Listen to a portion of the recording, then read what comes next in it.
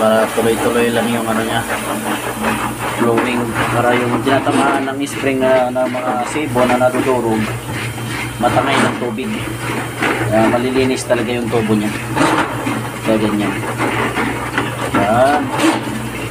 Alright. Solo-solo muna kaya wala pang kasama. Sayang yung oras pagka nag-standby. Antayin pa natin. Antayin pa sila. Habang wala pa sila, umpisahan ko na. Para pagdating nila, konti na lang. Hirap ng tigas sila. Kalawang eh. Oh.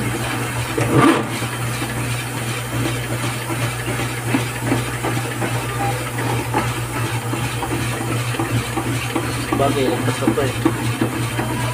Malayo na to. Bunutin na natin.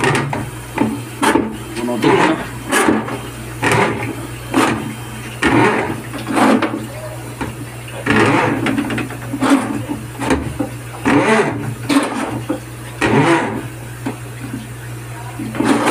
Dito lang dapat yan, ilagpas na yun eh.